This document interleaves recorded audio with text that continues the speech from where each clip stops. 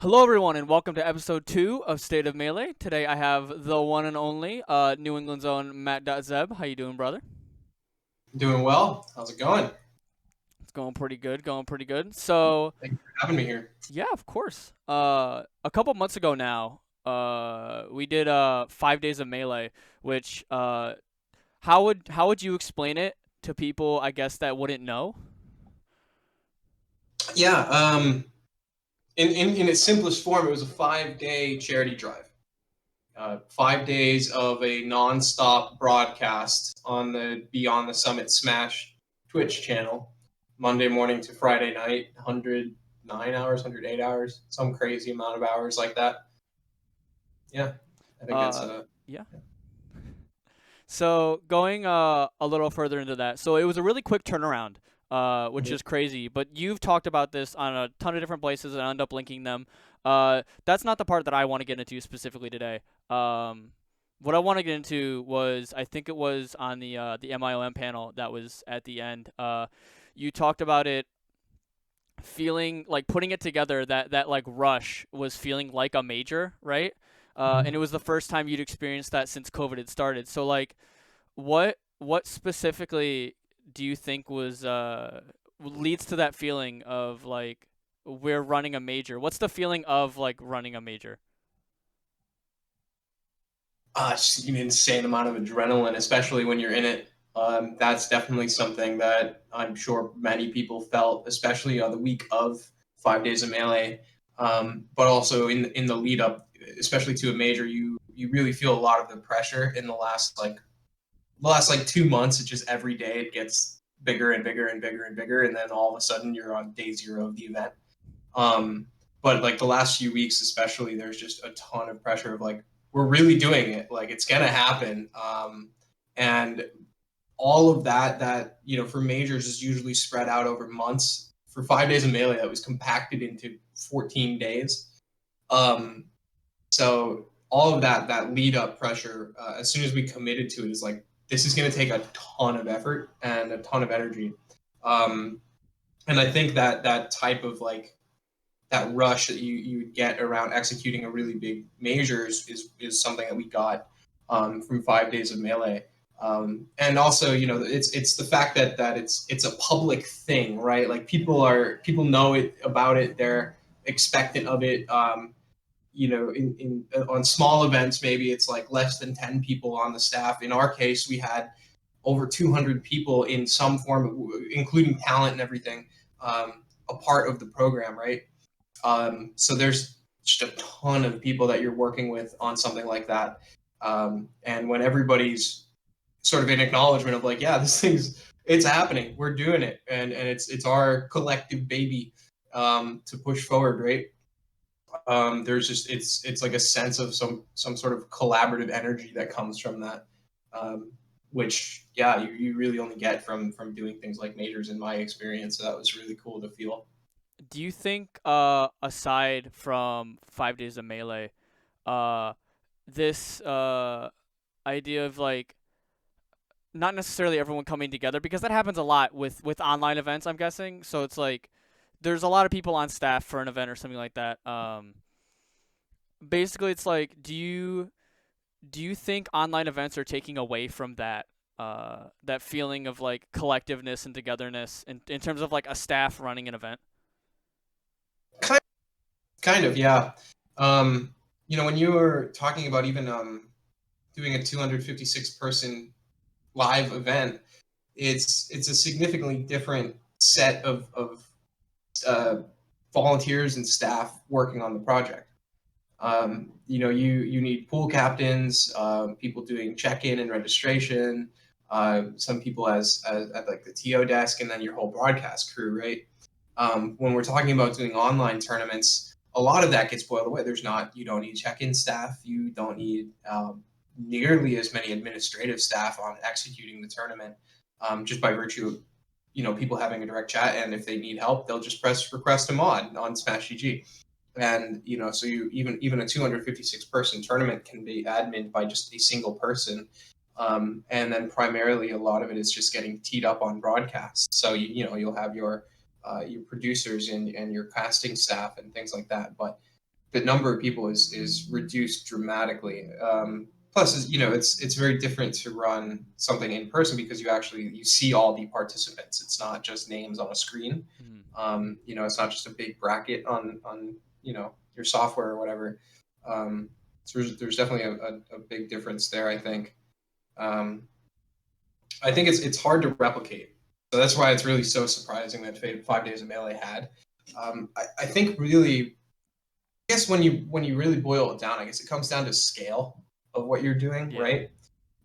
Like if you feel that what you're doing will have an impact and takes a lot of effort, then the feeling that everybody working on it gets would be a lot different than just like tossing up like a random like 16-person bracket or something, right?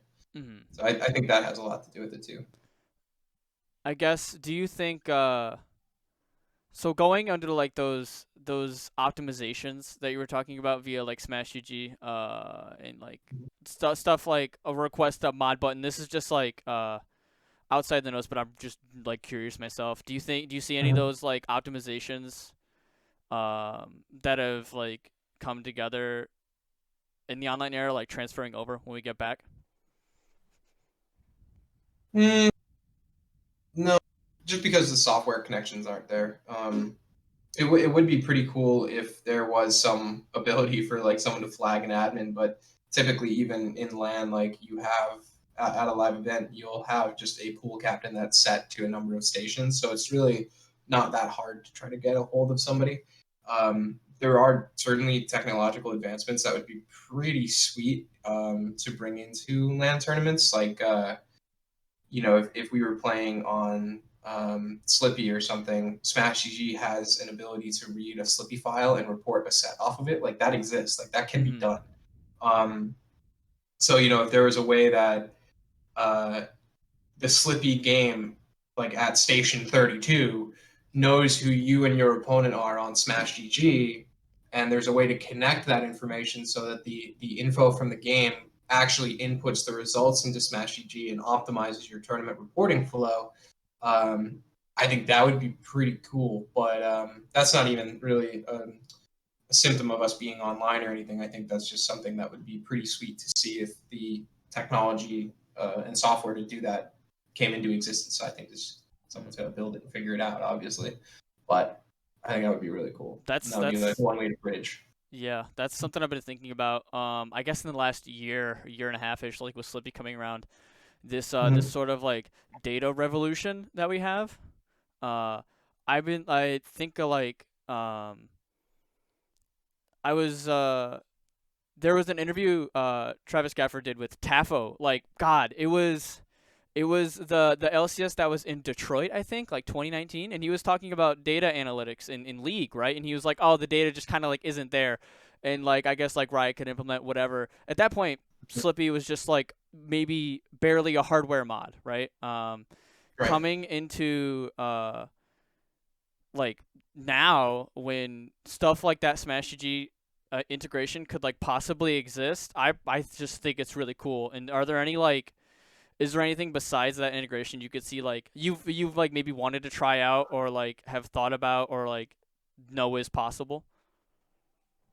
Mm, I think aside from that, probably getting some form of mass communication to players when their matches are ready, like push notice or something to their phones, would be pretty interesting.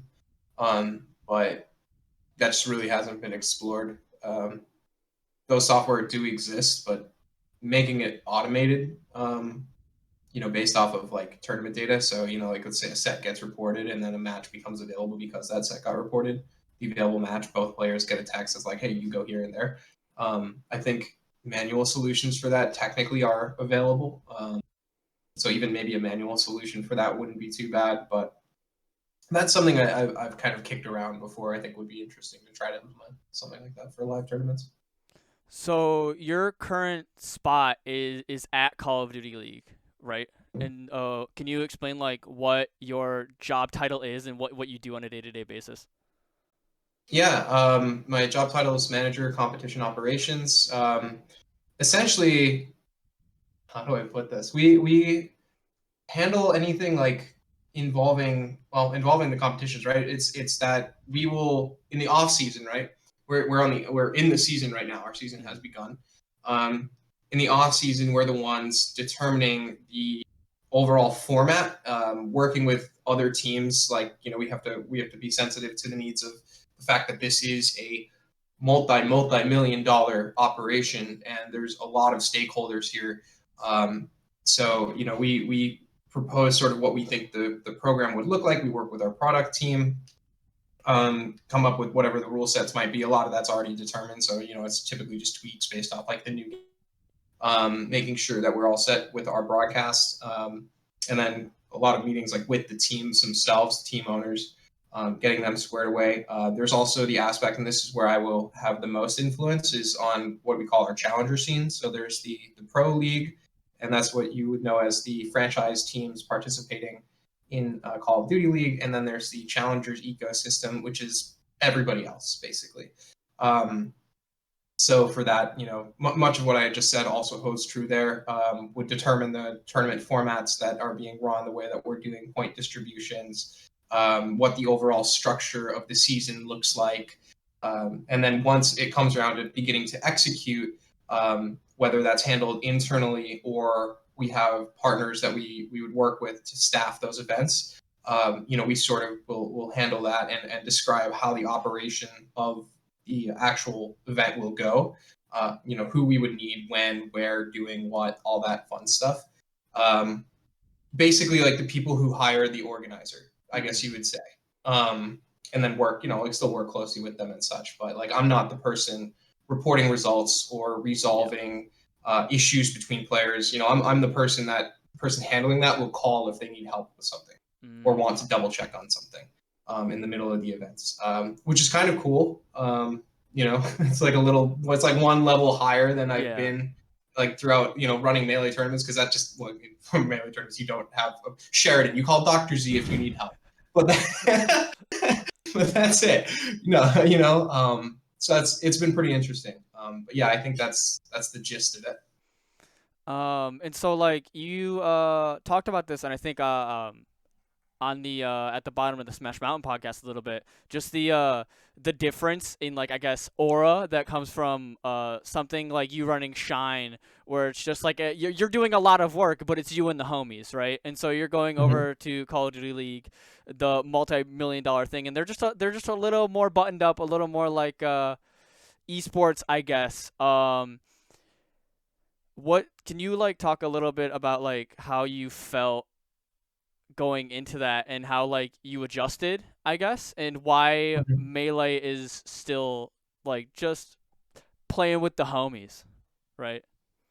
I mean, I went into it pretty excited. It's definitely an opportunity I've never had, to get to work within a very large team of people with real resources and real things at stake. It's just not at all anything I ever expected to do when I set out to start running Melee tournaments. So going into it, definitely had and have a very open mind. There's definitely a lot to learn when you're going into these companies where there's a team and a person for everything you could think you might need a team or a person for. I don't know how many times that I have thought I have to do XYZ thing, and then talk to my boss, and he's like, no, just talk to this. We got a person for that. Like, they'll do it for you. Yeah, exactly. And I'm like, oh, that's great. But learning all of those, especially during COVID, has been pretty tricky. There's a lot of like missed, just hallway conversations, or passing by someone's desk and like happening to know who they might be. You really end up working with just the specific people you have to. So I think sort of finding my own little ecosystem that I work within from every team, like point persons on each team and stuff, has been pretty tricky. But that's probably been one of the hardest parts.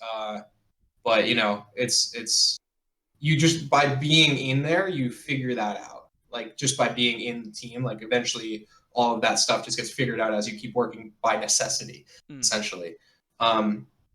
But yeah, so that's been a really tricky part of it. But everybody's super talented, really, really smart. We have people from multiple different traditional sports like the NFL or MLB, people from TV on our broadcast team that have years and probably combined must have decades of work experience and in productions around Hollywood and around LA. The people on the esports team, we have people from Gears of War, from League of Legends, from PUBG, from MLG. These really deep backgrounds just across the board, which at first definitely lent itself to a lot of imposter syndrome. That was for sure. I'm like, man, I'm just this dude who ran Melee tournaments. I don't know what you want from me. Yeah. But but that that's sort of gone away too. The more, because now it's like 14 months in, you kind of get settled into the process. And having seen our launch this past season and being a part of that also makes me really excited for future seasons, because now I know what the lead up to a season looks like. When I first started, our first event was in 2 weeks. It was just figure out what we're already doing and go, right? And then, this past however many months before we kicked off our season back in November, I got to see what that process looked like. So now I have things to build off of for future years and future seasons. Like I'm already thinking about 2022. It's definitely unlike anything else that I've been able to work on. And there is still like a good amount of ownership for your own work, which I like. That's a big part of what I like about running tournaments, about Melee tournaments and Smash tournaments in general, is that you have ownership to do whatever you want. There's not a person that tells you can or cannot do that unless their last name is Sakurai. But like that's you can just set out. You think you have a cool idea and you can make it happen. We have that, but we also have a legal team and stuff like that we can make sure we're doing things correctly. And so there are what you'd call like red tape and stuff. But as you learn it, it's fairly similar. But once you figured out how to work around all that stuff, there are limitations. There are people you have to clear stuff with. But at least in my role, there is a pretty large amount of, if I want to try to incorporate something into the program, chances are, unless I'm asking for like a bunch of budget after we've already started the season, it's going to be able to happen. So that's really, really been a cool part of it too. Anyway, I might have drifted away from your original question, but that's sort of my answer there. If there's another piece to it you want me to drill into, I can. I mean, what I kind of wanted to get into after this was, I guess like bigger organizations like poaching Melee personalities and organizers and things like that. I've noticed that like Melee, or I guess like grassroots in general is really good at breeding like employees for like bigger and better things, I guess you would call it. What do you think it is about like Melee and grassroots scenes that like breeds people like this? I think if you're in a part of grassroots esports, you gain a specific skill set. There will be similarities to people who are in like what you call the professional side of esports, but there's a couple other things at stake. One, if you want to survive, you have to try really, really, really, really hard. You do not get to slack off. There is competition absolutely everywhere from other organizers and things like that. Whether they see it that way or not, that's what it is. You need to learn all sorts of different things, because especially when you're starting out, you're a one-person team. If you're lucky, maybe there's two or three people you work with. So, whether it's promoting your event, spinning up social media, setting up your broadcast, determining what you want your stream to look like, what your logo might be, formatting a Smash GG page, learning how to use Smash GG, and that's only a few things. Talking to the venue, figuring out how you manage your registration money, and then figuring out how you do payouts, and if it's big enough, how do you do taxes? There's a lot of things that you have to learn, and it's all it comes from a very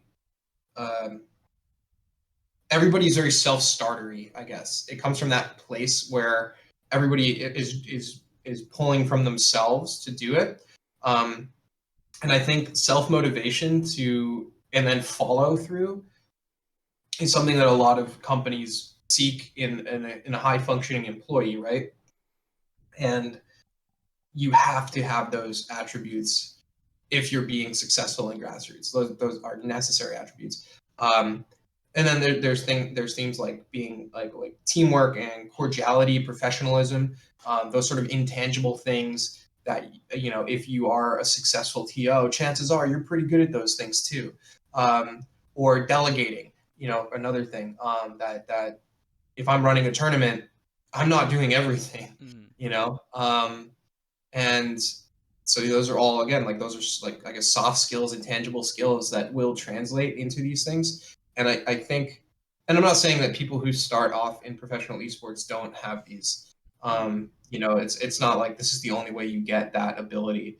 But I think that people who have been in grassroots esports for a handful of years, even, let alone like, you know, being in there for like a decade or something more, um, clearly demonstrate that they have these abilities, and you know, kind of come as a jack of all trades, with direct hands-on experience on those, you know. And that's where I think the attractiveness comes from, going into professional esports. Like, and to put it to context for you, right? You know what a bracket pool is. Mm-hmm. Pretty much anybody listening to this knows what a bracket pool is. Um, there are a lot of people that I've encountered that don't, on the professional side of the fence. You know, that don't have these like even in-depth knowledge of what we call like a basic format. Mm. And I think there are a lot of things like that, that I've noticed. That type of knowledge is generally pretty spread out amongst anybody, even in like a grassroots scene, whether you're an organizer or not. But I think on the professional side, I feel like people have much more specific sets of knowledge that don't really branch into too many different pathways, if that makes sense. And that's not a dig on anybody. Like, again, I just want to be very clear. But that's what it sort of felt like a bit to me. So, yeah, I'd actually be really curious if there was other people who have a similar experience like I have, where going from grassroots to professional esports, what their takes are, and if they agree with me or not. I'd actually be, if anybody's a listener, hit me up. I'd love to talk about that. I'm really curious. Oh man, what are examples? I mean, obviously Tapo is the first one that comes to mind, but I don't know about who's like a managerial position or something like that.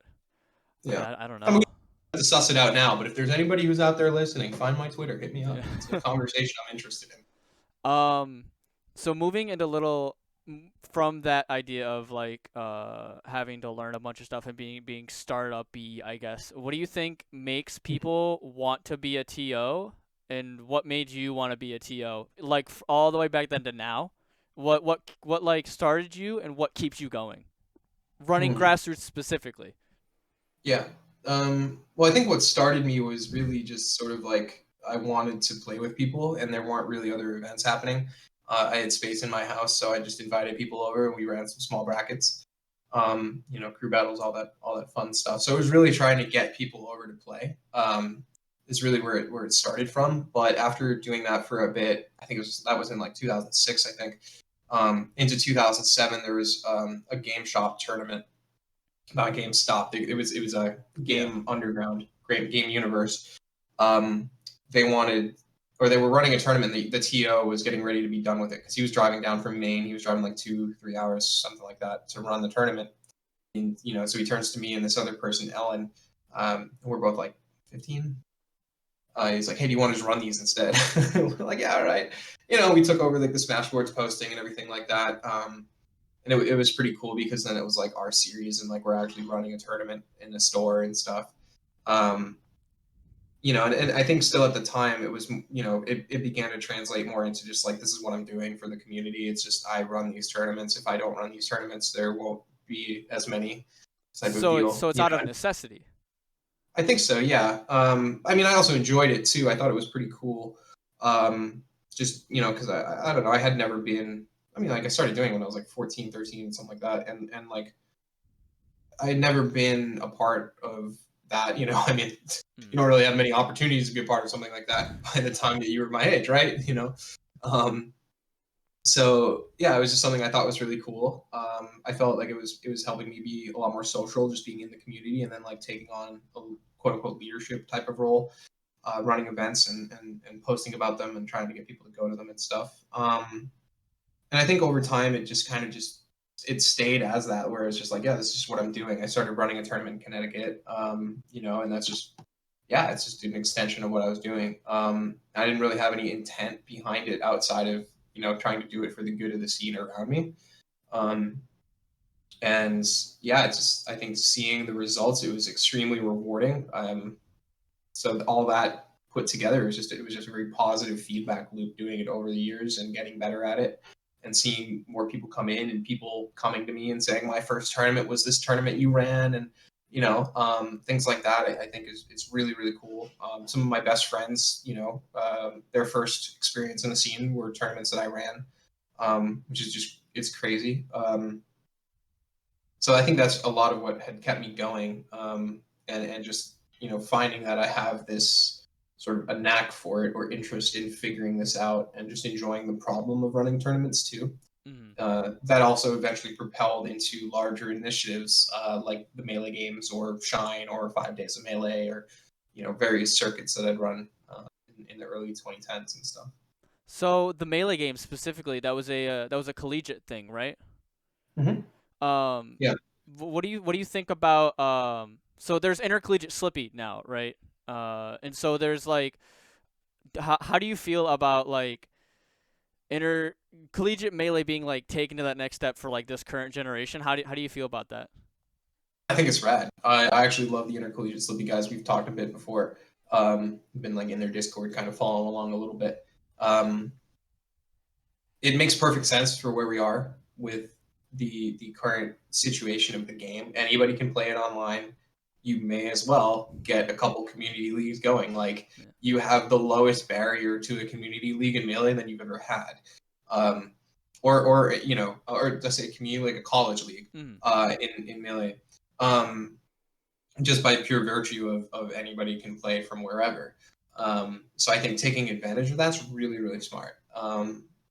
I'd like to see if it continues to grow. I think the thing that we kind of got lucky with TMG is that it was directly off the heels of 2013. We had the idea, so, and that's to say Evo, donation drive, documentary, right? Huge boom in the scene, and a lot of attention coming our way. And we definitely were riding that wave for sure. It helped to expand Melee into colleges across the country, just because people were having a huge resurgence of interest in the game. That the first thing that they would see is, oh, there's a college league for this game that I just watched this sick documentary about. Like, that's awesome. Let me be and I think that it's definitely like a bit of a different just vibe all around. For something like Intercollegiate Slippi, where they just don't have the same, like, I don't know, like, energy to grab a hold of and put their league onto. We also have moved a lot away, much farther away from the communication channels that were used in the early 2010s. Like, a lot of it was Facebook. Yep. So if I needed to communicate a message anywhere, there would be a Facebook group for it. If not, at least for that region in general. If I knew there was a school, in like Southern California, almost all of the schools that have a Melee club, if you can type in like USC Melee, and chances are you're going to find a Melee or Smash Brothers page for that school. And it's great. I'll just join that and I'll post in it. I think I ended up, I don't know, I joined an ungodly amount of Facebook groups. And I definitely had my account suspended for spamming Facebook groups before. Just because we had like an announcement. It's like, I got to post in all of these groups and stuff. But those don't exist, right? So it's not like they can hit all of their audience in one spot now. Like, those groups are still there. I mean, it's not like someone deleted them, but I mean, clearly, just in general, in the last 7 years, there's been a huge move away from Facebook. There still are some regional groups. It's not to say that there's none that are active, but I think there's been a larger move onto Discord, or even things like Twitter, which make it harder to locate an audience to promote to, when you're especially starting out and you are looking for these very targeted players, right? You're looking specifically for college players from wherever their leagues might be trying to grow in, right? So I think that's one challenge that they have. But I do think it's really cool. I think with more awareness, it would be very good for the program. I mean, like you even think about Melee games, like some really big name players today went through TMG. Mm. Um, I mean, the University of California Irvine team was stacked, like crazy stacked. They had like Santi, they had Connor, they had, I'm blanking on other people's names. I feel bad about this. They had Face Roll. Mm. Then you had teams in Florida with Hungrybox and Gatsu. You had teams with Zane, played in his college team. I think even I think Rainex was on a college team up in Canada. I think Rainex and Kirby Kaze, or maybe just Rainex. But there's like a lot of people who are known now that kind of, not to say got their start in TMG, but it was definitely one of their early competitive experiences. And I think those people playing in Intercollegiate Slippi now could be the names that we're like chanting at a tournament in 4 years. Yeah. It's totally possible.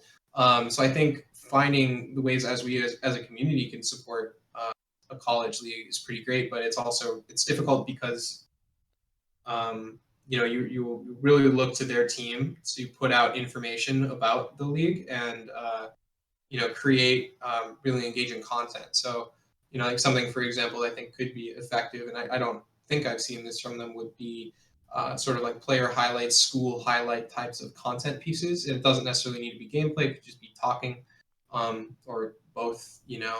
I think something like that to educate the broader community about what's going on would be pretty cool.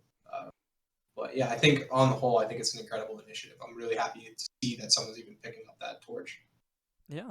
So you brought up the idea of moving from Facebook groups over to Twitter or Discord, where you lose that that idea of just like searching up something or stumbling upon it, I guess, because everyone has a Facebook account and you can search it up directly.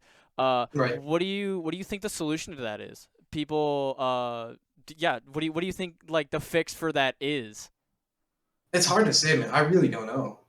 I mean, it's like I don't blame people for wanting to move away from Facebook. Mm-hmm. Like you are a product. Yeah. Yeah. So like that's pretty fair. Also the whole not wanting to support mega corporations, pretty legit. Yeah, right.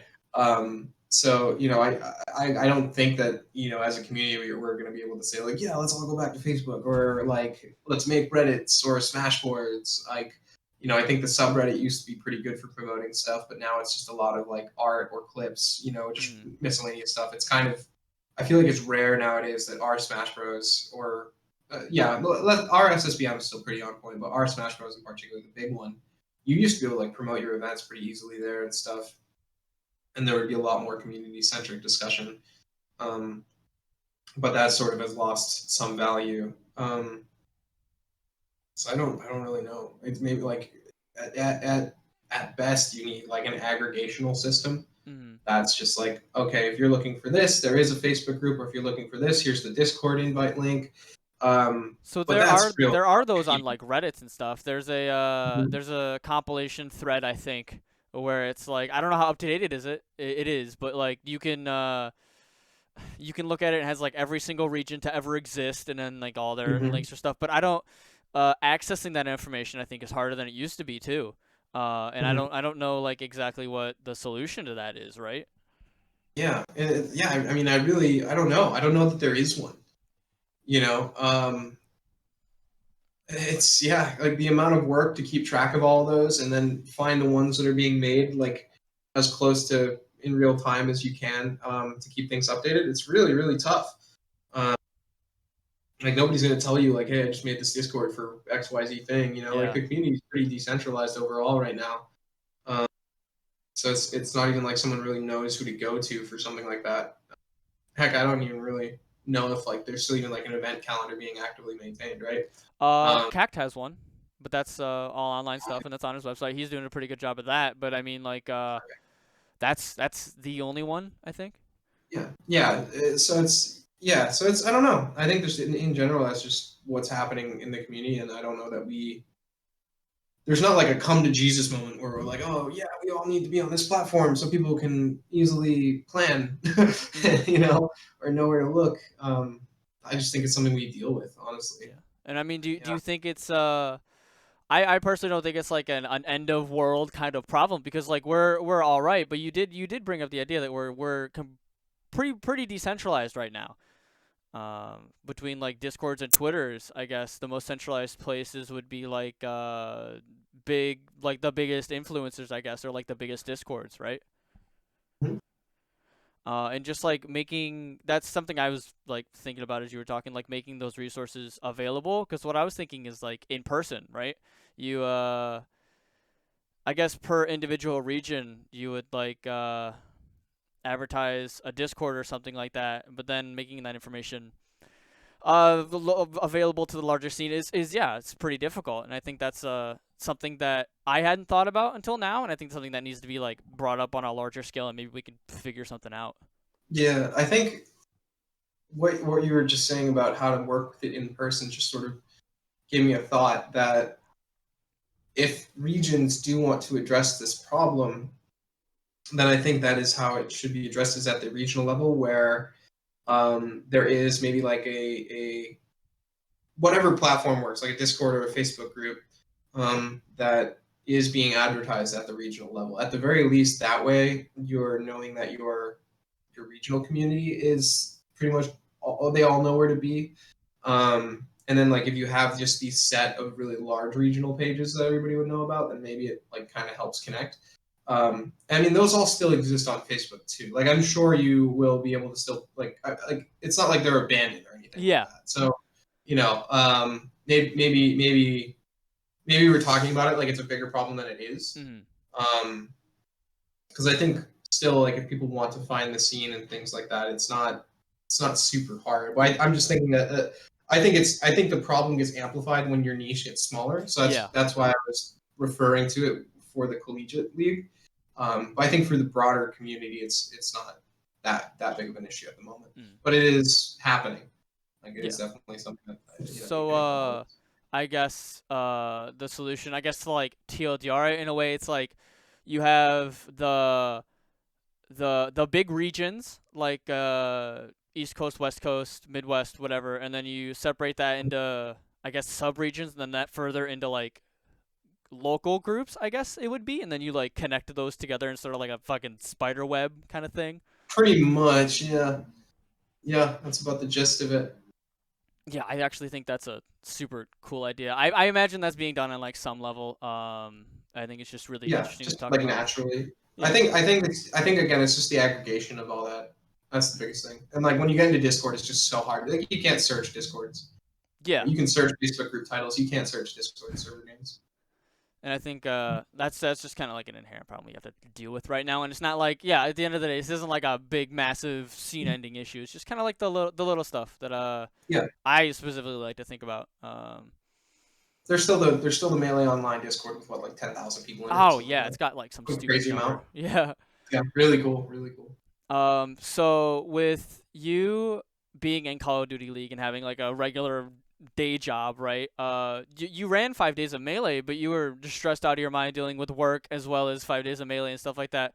Would you are you still running Shine basically when it comes back? And like, are you still gonna be like a big part of Yeah. that? Um, I mean, I'm still with Big Blue Esports. Yep. Nothing has changed there. I'll admit we haven't had a ton of discussion recently about what we do with the recent vaccine news, where Sure. maybe we can have live events at some point this year.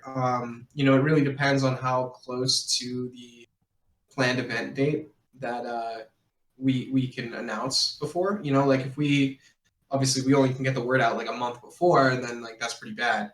But if we have like 3 to 4 months of runway, which is coming up, like 4 months, say assuming we would be doing the end of August. I mean, we will be doing the end of August. So Mm. that's just our date slot. Yep. But that's probably 4 weeks out, five to six maybe weeks out before we really need to like make a hard call about like what we would end up doing.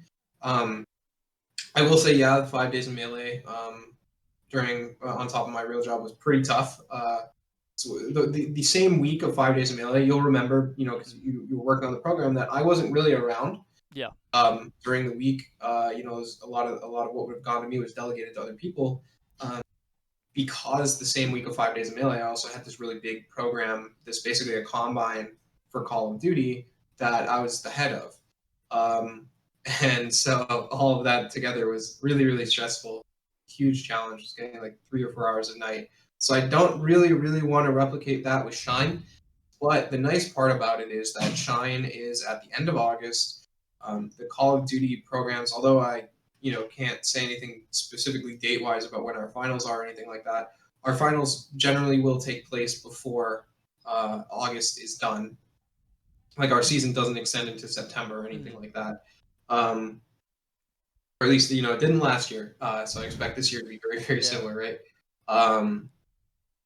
So that at the very least, I would basically have COD done, like quote unquote done, while we're in the final stretches to Shine.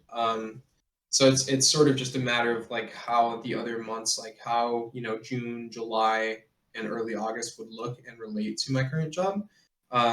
Fortunately, we have Colin and she as well on the Shine team, and plenty of other people that once we really get going with Shine, that kind of pick up some work and so it's not like it's all on me or anything like that. So I mean, I could definitely see it that as it comes around, my role in producing the event as a whole probably gets a little bit reduced this year. I wouldn't be too shocked if that were the case. But I don't think there's like a world where I wouldn't want to have a role in Shine. Like, I don't think there's a world that I would like walk away from Big Blue, or hang my hat up, or like, a Shine is coming up and I'm just not at all helping. I don't know. I don't think I could do that, because like I think it's important to have side hobbies and projects, and especially one like Shine that it's now 5 years old. I'm just very attached to it. So unless I really had to, I don't think I would be walking away from it, even if it does take up a lot of work, because I know that I can put in the work to do an intense project professionally and personally at the same time. So yeah, no, it's definitely a good question though. I would not lie if I would tell you it's something that had crossed my mind as well. Like, how am I going to handle this? Yeah. How is this going to work together?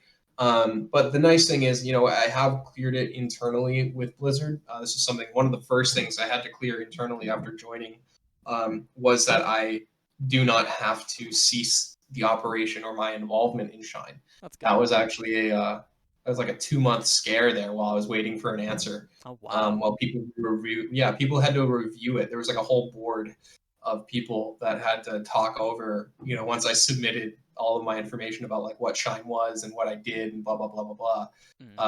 That I was just waiting for them to get back to me. But ultimately it came out positively, so that was good. But yeah, anyway, it's definitely something I've thought about before, and maybe as like my life develops, I think it would make sense that there would eventually be a point that either like myself, I walk away from Shine, or like my role within Big Blue evolves into something different. It's hard to rule out what the future might hold, right? Call of Duty is something that it's not short term. I don't think. I would hope it's not. Yeah. The league itself has hundreds of millions of dollars behind it, so should be around for at least a few more years. Yeah, I think so. Yeah. So I mean, I don't know what my role is going to turn into as I continue to gain experience internally and working in a company like this and figuring out sort of, because me, like I don't sit still too much. Yeah. If there's like more that I can do or something I find interesting, I'm going to try to figure it out and incorporate it to what I'm doing. So things could change internally and have an impact on my involvement with Shine and stuff, but at least for the time being, I wouldn't say that I'm like taking a step back or anything like that. Uh, a little quick aside. Anything that you've seen working on Call of Duty League where you're like, ooh, this is pretty nice. Let me yoink that real quick and maybe integrate it into some Smash tournaments.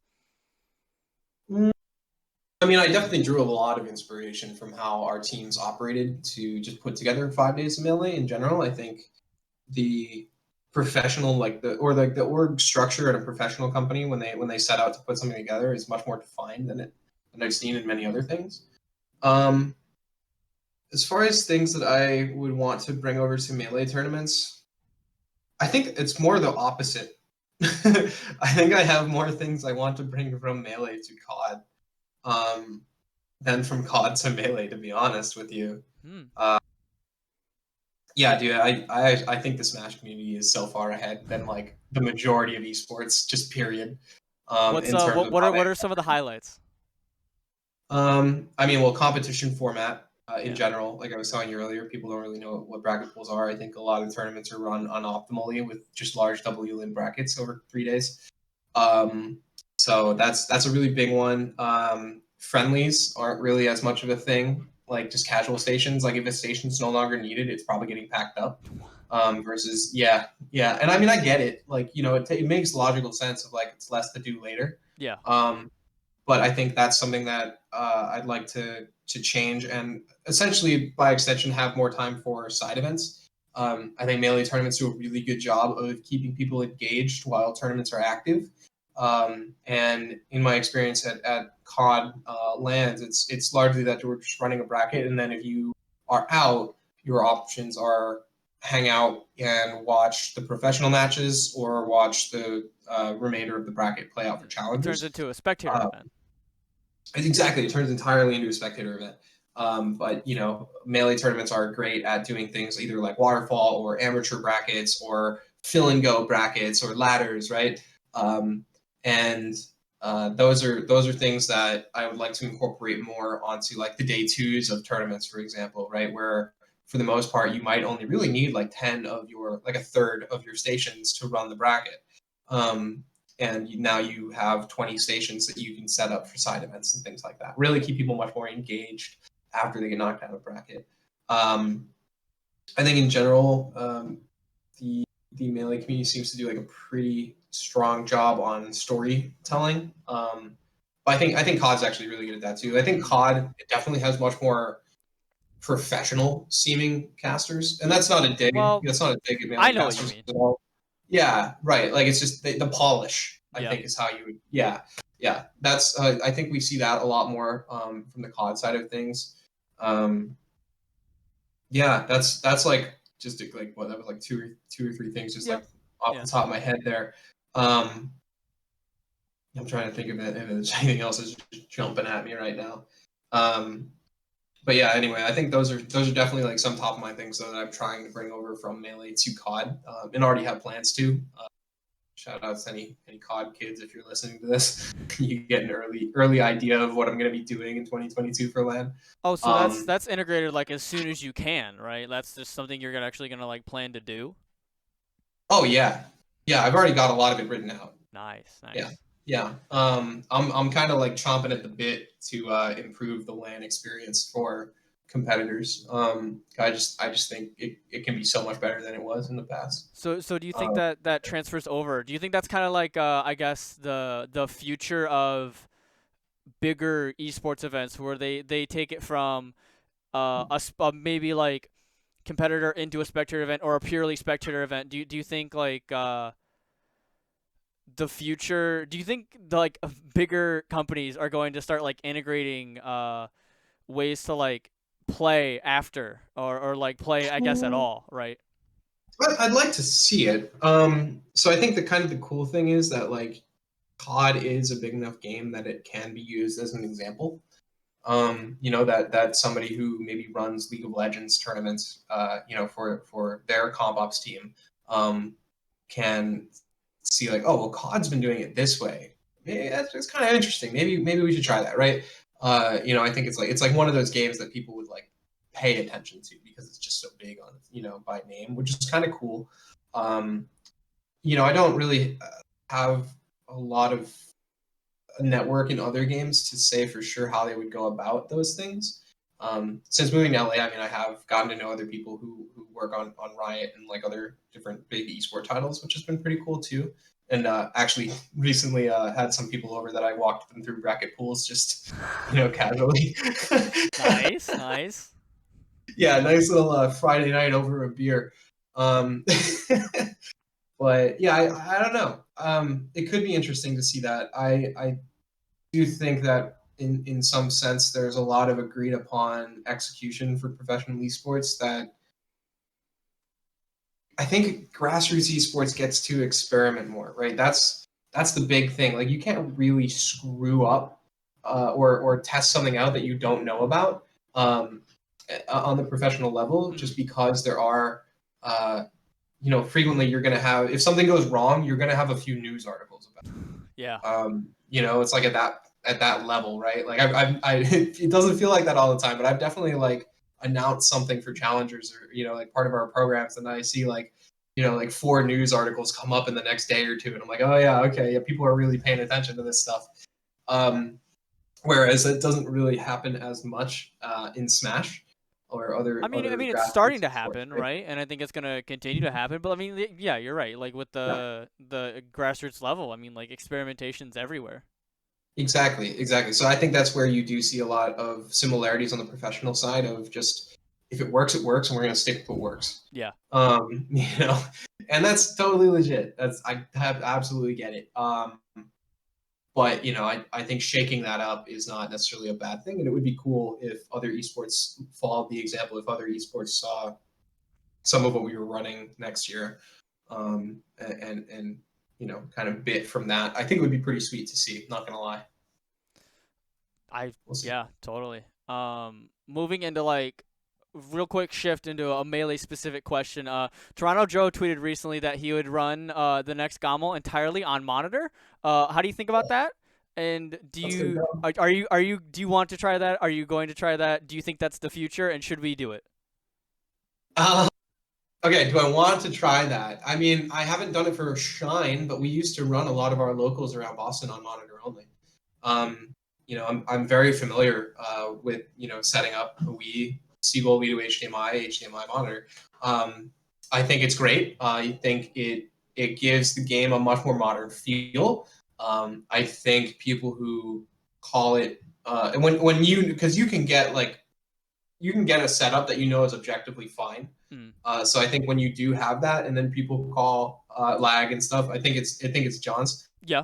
Yeah. But it's also the fact that it's a flat monitor. Most CRTs are curved a little bit, so there is technically a slight visual difference, but the gameplay element is not any different.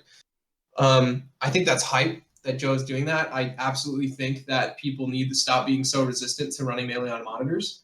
Hax's Nightclub runs it. When they're live, their entire thing is at like I don't know if it's like a PC cafe or whatever. Yeah, it's like but yeah, their whole tournaments run on monitors. It looks so slick, and it's fine. Like the people who play in Tri-State are some of the best players in the world, and their biggest weekly or monthly whatever series, Hax's Nightclub uses that. So no, I mean I would love to see more tournaments go that route. It also opens up more potential for sponsorship. When you know that, like, who are you going to go to say like, hey man, we got this really dope tournament coming up. We're going to have like 3,000 people coming through. All I need from you is like 100 CRTs. 100 cathode ray tubes. How much can you give me for? Yeah, all the same size. I mean, like, okay, admittedly, that's gaming gen. Gaming generation's insane. They're incredible. But they don't like doing that. They throw the CRTs to whoever wants them.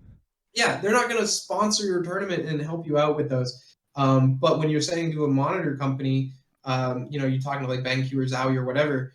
I think those are the same company. But you get what I mean. You get the chance to sell your event in as a part of that and potentially get all this equipment for free, because if you're going through gaming gen, and this isn't to say don't use them, they're incredible. You are paying for those monitors. Yeah. But if you can say we're going to put you on this broadcast, we're going to put you in whatever promotional assets, and put you on our social media X number of times throughout the weekend and the days before, and we'll send you all that to you afterward as a kit. then you have the potential for them to be like, oh, well, we'll just give this to you. And now it's cost savings. So, monitors open that up, potentially at least. I don't know that there has been a Melee tournament with a monitor sponsor. Not that I can think of. Not a sponsor, no. I mean, Low Tier City Yeah. 7 ran all monitor, but I don't think that had a sponsorship attached to it. Right. But that door is there, to try to get monitor sponsors for events.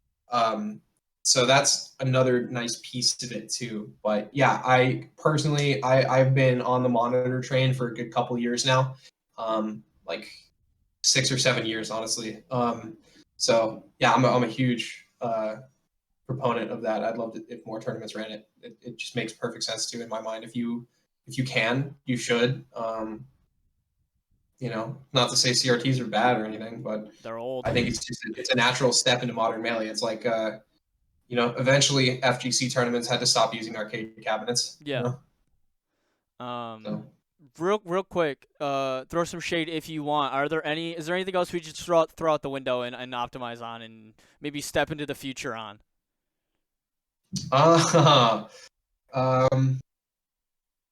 I don't have any. I'm not like I don't have any specifically, but I know you have more experience, and I want to get your thoughts. I mean, I would love less of an optimization, but I'd love if people ran volleyball tournaments. But I think the big tournaments are going to be scared of Daddy End. Yeah. Daddy Candy.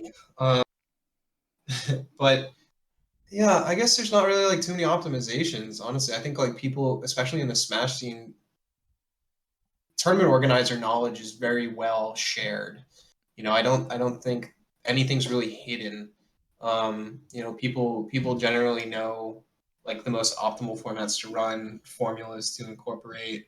I think if anything, as an across the board thing to TOs, I would recommend is that before your tournament happens, you should always do a round by round and sort of beat by beat time estimation of the entire event, even if it's like a 1-day tournament. Those sort of things help you to level up as an organizer. It helps you to, it's basically like working through a problem that every time you work through a difficult problem, you're internalizing it a little bit more, right? So if you run a bunch of tournaments and you do that every time before your tournament, you internalize it, you go through that process faster, and you find optimizations just naturally. So that's something I would advise any TO to do, is just try to walk through from every aspect of your tournament, from like registration onward or something like that. What does that look like, and try to just completely spell it out. And then once your tournament's over, look back at it. Because I will tell you, there is nothing better than writing out how your event is going to operate and then running your event and then looking back and being like, my event ran exactly how I thought it was going to operate. That's a good feeling. And that's something that I think people will do on their own, but I suppose it doesn't hurt for people to hear that as well. Yeah. As a final last question, I like to ask this: what do you think the future of Melee is, and what do you want your part of it to be? Oh man, that's a tricky question. I mean, I think the future of Melee, there's so much that could happen. What do you? I guess what do you want to happen, and what do you want your part of it to be? I'd like there to be a more. I mean, we have like the Smash World Tour. I'd like to see either that or things like it continue to crop up. I think packaging multiple large events under one umbrella is pretty obviously smart thing to do. You could sell against all of those events at once instead of individually. There's a lot more, I guess you'd say, purchasing power, bargaining power. When you have all of the biggest tournaments and then a bunch of regional tournaments all under the same, all in the same box kind of thing. So I'd love to see more of those. I'd love to see more technological advancements around Slippi, because earlier we were talking about like things like self-reporting into Smash GG or auto-reporting into Smash GG, and basically like allowing a person to have like a Slippi profile, more or less. That I think is probably something that Jazz and the Slippi team are painfully aware of how cool that could be, right? Yeah. So advancements along there would be pretty great. I think as an extension of that, I really would like to see a type of melee sabermetrics. Um, Sabermetrics is the analytics system in baseball, and that was, I think, created in the 70s or 60s. Have you heard of the movie Moneyball? Yeah. Yeah, it's that's like about using like sabermetrics and analytics in baseball. Um, and something like that for melee would be pretty great. I think our stats breadth and depth are very unexplored for the game. Mm. Um, so that would be something I'd really like to see more of, and I think people are getting there with developing off of Slippi data. Right now, there are sort of code wrappers, like there's JavaScript wrappers, there's Python wrappers to Mm. let you use those languages to interact with Slippi data. Um, so I think it's just a matter of continued development there. Personally, I really wish I had more of a skill set to do that, because I'd love to try Yeah. to Me too. work on stuff like that. Yeah, like Yeah. that sounds really enticing to me. So that's something that I don't know. Maybe eventually I'll get like a burst of motivation and figure out how to write in Python, and maybe I don't know, but that's something I think would be pretty cool to have a hand in. Um, and I guess um, as far as myself, or like what I want my role in the scene to be, it's tough because I've never had an answer to that. Like, I've been in the community for 16 years. I've never had an answer to that question of like, what do I want my role to be? I mean, I'll still be around. I imagine I'll still be playing. Maybe not in like a ton of tournaments, but I'll still be playing the game. Like, I don't think I'll ever stop playing melee until like my hands break. Yeah. Um, Yeah. but yeah, like legitimately, I just think that's just, yeah, I'm just gonna play this game like forever, and just try to continue to be good at it. I think eventually it would make sense that there's a point where like I'm not necessarily as hands-on running tournaments, and just sort of have that like higher, I don't know, maybe like more acting like a consultant, or like high level organizational role kind of thing. Mm. Um, maybe there's a world where Shine, takes off, like really, really, really takes off, like Big Blue as a whole really takes off or something, and then we decide to run multiple more tournaments and stuff. That could be a thing. Who really knows? Um, I don't know. I'm just gonna be here.